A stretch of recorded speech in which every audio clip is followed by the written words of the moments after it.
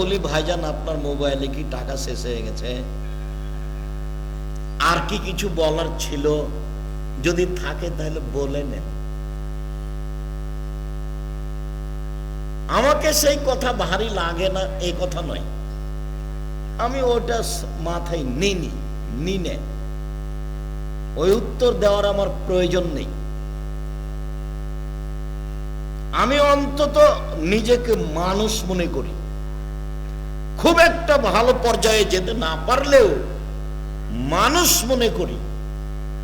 যখনই আমি প্রতি উত্তর খারাপ দিব, তখন আমি মানুষ থেকে নিচে নামতে থাকবো। এখন পশু প্রাণী, গরু, ছাগল, কুকুর ছিল এই দিকে আগাচ্ছে। চলেন দেখি আল্লাহ তাআলা বলছেন, ফাবিমা রাহমাতিম মিনাল্লাহ লিনতা লাহুম ওয়ালাউ কুনতা ফাদ্দান গালিদাল কলব লানফাদ্দু মিন হাওলিক। মুহাম্মদ সাল্লাল্লাহু আলাইহি সাল্লাম, আল্লাহর পক্ষ থেকে বড় দয়া যে আপনি নরম আচরণের হয়েছেন, আপনার স্বভাব নরম। আপনি যদি কর্কশ স্বভাবের হতেন, আপনার চাল চলন যদি খারাপ হতো, মানুষ আপনার পাশ থেকে সরে যেত, কেউ আপনার পাশে থাকতো না। শুনুন, এক ফাফু আনহুম, মানুষের দোষ ত্রুটি ক্ষমা করেন আদেশ মুহাম্মদ সাল্লাল্লাহু আলাইহি ওয়াসাল্লাম, মানুষের দোষ ত্রুটি ক্ষমা করেন। দুই, মানুষ আপনাকে গালি দিয়ে, বদনাম করে, বিরোধিতা করে যে পাপ করেছে, এই পাপ আপনি আল্লাহকে বলেন যে আল্লাহ ওরা যে পাপ করেছে ওটা ক্ষমা করে দাও। আমাকে গালি দিয়ে যে পাপ করেছে এটা কি করো? ক্ষমা করে দাও। সদাচরণ কি জিনিস? প্রতিশোধ নিতে পাবেন না, এক ক্ষমা করে দেন। বউয়ের সাথে দুটা কথা আপনার উপস্থিত বৈঠকের মুসলিম বোন, এই মেয়ে কথা বলছো কেন? কথা বলছো কেন? মেয়ে মানুষ, আমি তোমার জন্যই তো এসেছি। উপস্থিত বৈঠকের মুসলিম বোন, জীবনে দুইটা কাজ করবেন না আপনারা, মহিলাও করবেন না, আপনিও করবেন না। সাংসারিক জীবনে অভিমান করবেন না। অভিমান, অভিমান কি জিনিস? স্ত্রী বলছে, একদিনও তুমি আমাকে স্বপ্নপুরী নিয়ে গেলে না, এটার নাম হলো অভিমান। তুমি এইবার রমজানে একটা নতুন কাপড় দিলে না, এ হলো অভিমান। অভিমান যদি করেন আর যদি দু একটা পূর্ণ না হয়, তাহলে শয়তান খালি আপনাকে বলবে, বল না, বল না, তোর কথা তো শোনে না তোর স্বামী, একবার বল, তুমি আমার একটা কথাও শোনো না। এগুলো কে বলিয়ে নিবে তার মুখে? শয়তান বলিয়ে নিবে। প্রতিবাদ করবেন না, আপনি অভিমান করবেন না। ও, তোমাকে বলেছিলাম যে তুমি আর আমি খুব ক্লান্ত মানুষ, একটু পাটা টিপে দাও, তো তুমি আমার কথাটা শোনোনি। অভিমান। পরের দিনও শোনেনি, তখন বলছো তুই আমার একটা কথাও শুনিস না, তোমার কথা শুনতে পারবো না, তুমি আমার এটা করো না, সেটা করো না। এরকম বলছিস মানে তোকে বাড়িতে রাখবো না, এখনই ছেড়ে দে, এখনই ছেড়ে দে, এখনই চলে যাবো, তোর বাড়িতে থাকবো না। ওর কথার চাপে তখন আপনিও বলছেন যে যা যা, তোকে তালাক দিলাম, 100 তালাক দিলাম, 1000 দিলাম, যা। 1000 তালাক হয়ে গেছে। এই ছেলে, তুমি কে? একে একে যাও, যেতে বলো, বাহিরে যেতে বলো।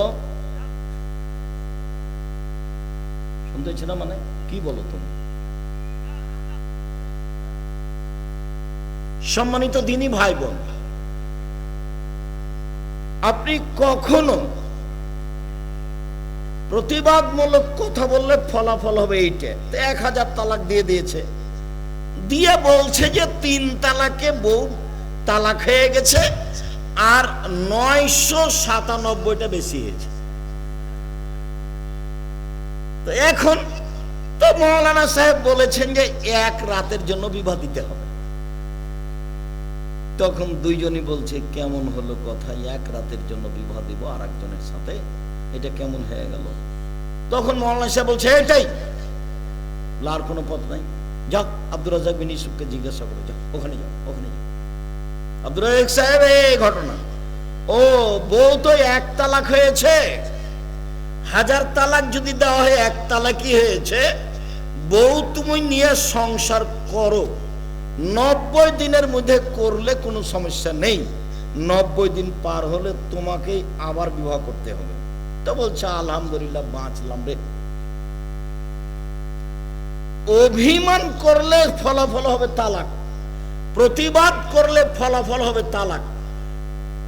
আপনি মহিলা মানুষ স্বামীকে বলবেন, আমি দিনাজপুরের গ্রামের মেয়ে, লবণ ভাতেই খুশি, কাপড় মোটা দিলেও আপনার জন্য ভালো তো আমার জন্য ভালো, কাপড় চিকন দিলে আপনার জন্য ভালো তো আমার জন্য ভালো, আপনার সাথে সংসার করতে এসে আমার পক্ষ থেকে কোনো প্রকার অভিমান অভিযোগ নেই, থাকিবে না, আপনার ভালোই আমার জন্য ভালো। তখন শয়তান কি করবে এখানে বলেন তো? শয়তান আর কোনো কাজ আছে? শয়তান যাবে, শয়তান এখান থেকেই শয়তানি শুরু করে বেশি, একবারে সব স্বামীর উপরে চাপিয়ে দিবেন। আর আপনি 10 টাকা ইনকাম করেন তো খালি 15 টাকা লুকিয়ে রাখেন বউকে, কেমনে হবে? তাহলে বউয়ের সাথে পরামর্শ করে সংসার করতে হবে, টাকা পয়সা তার কাছে রেখে পরীক্ষা করতে হবে, তার নামে অ্যাকাউন্ট খোলা হবে না। অ্যাকাউন্ট খুললে কিছুদিন পরে টাকাটি নিয়ে পালিয়ে যাবে আরেকজনের সাথে। অ্যাকাউন্ট বাপ মায়ের নামেই খুলতে হবে, বাপ পালিয়ে যাবে কোথায় গেল, ওটা আপনার বাপ। আর দেখবেন যে আরেকজনের সাথে বিবাহ বসেছে। তো আব্দুর রাজ্জাক সাহেব বলেছেন যে বিবাহ বাতিল হয়েছে, বলে কি করতে হবে? বলে আগের স্বামীকে তালাক দিতে হবে, দিয়ে 30 দিন পরে বিবাহ বসতে হবে, খোলা তালাক, 30 দিন পরে বিবাহ বসতে হবে। এখান থেকে গিয়ে টাকাটি নিয়ে আরেকজনের সাথে বিবাহ বসেছে। আমার মা বলতেন, এই বউকে সব কথা খুলে বলো না আব্বু, বউ হলো 3 জানের বড়ি, বউ হলো 3 জানের বড়ি, মানে বিপদ। তো অত দূর থাক, নারী যে আপনাকে বিপদে ফেলে দেখবেন। এক মিনিট, এই যে দেখেন, জুলাইখা সব দরজা বন্ধ করেছে, কথাই ঠিক। জুলাইখা মিশরের বাদশার স্ত্রী জুলাইখা সব দরজা বন্ধ করে ইউসুফকে বলছে, হাই তালাক, আপনি আমার সাথে জেনায় লিপ্ত হন। তখন ইউসুফ বলছেন, মাশাআল্লাহ, আমি আল্লাহর কাছে আশ্রয় চাচ্ছি, বলো কি তুমি? ইন্নাহু আহসানা মাসায়া, ইন্নাহু রাব্বি আহসানা মাসায়া। তোমার স্বামী আমার মালিক, তোমার স্বামী আমার মালিক, তিনি আমাকে ভালো খেতে দিয়েছেন, ভালো থাকতে দিয়েছেন, আমি দাঁড়াই পড়েছিলাম, বাজারে বিক্রি হয়েছি, তোমার স্বামী কিনে নিয়ে এসে আমাকে ভালো থাকতে দিয়েছেন, ভালো খেতে দিয়েছেন, আমি এ অন্যায় করতে পারি না, বলো কি তুমি? আমি আল্লাহর কাছে আশ্রয় চাচ্ছি। এই বলে ইউসুফ আলাইহিস সালাম দৌড় দিলেন, আগে বের হলেন ইউসুফ, পিছনে বের হলো জুলাইখা। সেখানেই ছিল জুলাইখার স্বামী 3 জনে এক জায়গায়। যেমন 3 জনে এক জায়গায়, তেমনি জুলাইখা কথা পাল্টিয়ে দিল। এ দেখেন, জুলাইখা বলছে, ও এই লোককে আপনি বাড়িতে রেখেছেন সম্মান দিয়ে, এই লোক আপনার স্ত্রীর সাথে জেনা করতে চায়। দেখেন কথা উল্টে দিল। আপনি কি শাস্তি দিবেন? আরে আপনি কি শাস্তি দিবেন? আমি বলছি ইউসুফকে যথাযথ পিটন দিতে হবে, নইলে জেলখানায় বন্দি করতে হবে। 12 বছর জেল হলো। 12 বছর শেষে সরকারের পক্ষ থেকে ইউসুফকে ডাকতে আসা হলো। ইউসুফ আলাইহিস সালাম বললেন, জি না, আমি জেল থেকে বের হব না। জুলাইখাকে জাতির সামনে ঘোষণা দিতে হবে আমি অন্যায় করেছি, ইউসুফ করেনি। যতদিন পর্যন্ত জুলাইখা জাতির সামনে ঘোষণা না দিবে, ততদিন পর্যন্ত আমি ইউসুফ জেল থেকে বের হব না। আমাদের নবী মুহাম্মদ সাল্লাল্লাহু আলাইহি ওয়াসাল্লাম বলেন, ইউসুফের ধৈর্য আমার চেয়ে অনেক বেশি। আমাদের নবী বলেন, ইউসুফের ধৈর্য আমার চেয়ে অনেক বেশি। আমাদের নবী বলেন, ইউসুফের ধৈর্য আমার চেয়ে অনেক বেশি। আমি যদি 12 বছর জেলে থাকতাম, সরকারের লোক যদি আমাকে ডাকতে আসতো, তাহলে আমি বলতাম চলো চলো চলো চলো, এই কথা আমি বলতাম। কিন্তু ইউসুফ তা বললেন না। এইসব বললেন, জি না, আমি জেল থেকে বের হব না। জুলাইখাকে জাতির সামনে ঘোষণা দিতে হবে, অন্যায় আমি জুলাইখা করেছি, ইউসুফ করেনি। এর পূর্ব পর্যন্ত আমি জেল থেকে বের হব না। আমি তোমাকে শতবার বলেছি, যুবক, ওই মেয়ের সাথে তুমি কথা বলো না। ও তোমাকে ধ্বংস করবে, তোমার বাপকে ধ্বংস করবে, তোমার বিদ্যাকে ধ্বংস করবে, তোমার জাতিকে ধ্বংস করবে। তুমি তাকে চিনতে পারোনি। ও যদি তোমার সাথে প্রেমের গল্প করে, মনে রাখতে হবে তোমাকে এ মেয়ে আরো 10 জনের সাথে প্রেমের গল্প করে। আর ওই বোকা মেয়েকে বুঝতে হবে যে আমি যে ছেলের সাথে কথা বলে সব বিলিয়ে দিয়েছি, সেই ছেলের আরো 10 জন মেয়ের সাথে সম্পর্ক আছে। শুনুন, রাসূল সাল্লাল্লাহু আলাইহি সাল্লাম বলেন, পৃথিবীতে 3টা বিপদ নেমে আসবে 3টা পাপের কারণে। পৃথিবীতে 3টা বিপদ নেমে আসবে 3টা পাপের কারণে। 1, ভূমিকম্প হবে। 2, আকার আকৃতি পরিবর্তন হবে। সন্ধ্যায় ছিল মানুষ, সকালে হবে বানর, সুর। 2, আকার আকৃতি পরিবর্তন হবে। সন্ধ্যায় ছিল মানুষ, সকালে হবে সুর, শুকুর, বানর। 3, সামাজিক সমস্যা নেমে আসবে।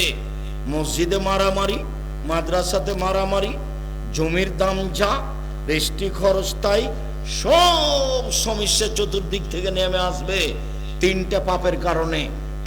1, এই যে সারেবুল খমরা, মানুষ যখন বিড়ি, তামাক, জর্দা, সিগারেট, গুল, নেশাদার দ্রব্য খাবে, পান করবে, তখন 3টা সমস্যা নেমে আসবে।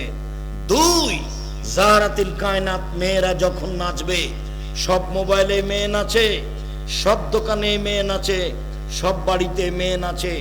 মেয়েরা যেদিন নাচবে সেই দিন 3টা বিপদ নেমে আসবে। 3, জারাবুবিল মাযিব, যেদিন বাদ্যযন্ত্র প্রকাশ পাবে, সব মোবাইলেই বাজনা বাজে, সব দোকানেই বাজনা বাজে, সব বাড়িতেই প্রায় বাজনা বাজে। যেদিন বাদ্যযন্ত্র প্রকাশ পাবে সেদিন 3টা বিপদ নেমে আসবে। 1, ভূমিকম্প হবে। 2, মানুষের আকার আকৃতি পরিবর্তন হবে। 3, সমস্যা নেমে আসবে। যেখানে সেখানে মারামারি, হইচই দেখা দিবে, কেউ কারো কথা মানবে না 3টা পাপের কারণে। দেখো, ওই মেয়েকে তোমার বড় মোবাইলে দেখে চক্ষু ঠান্ডা করো না, কলিজা ঠান্ডা করো না, মন ঠান্ডা করো না। এই রং মাখানো পতিতালয়ের খারাপ মেয়েকে দেখে চক্ষু ঠান্ডা করে, কলিজা ঠান্ডা করে তুমি জান্নাতের মেয়ে ভোগ করবে, এই আশা করো না, ভুল হিসাব। জান্নাতের মেয়ে ওরা খুব দামি। ওদেরকে জিন কোনোদিন স্পর্শ করেনি, ওদেরকে মানুষ কোনোদিন স্পর্শ করেনি। ওদের মাথার চুল লম্বা লম্বা, কোঁকড়া কোঁকড়া, কুচকুচে কালো।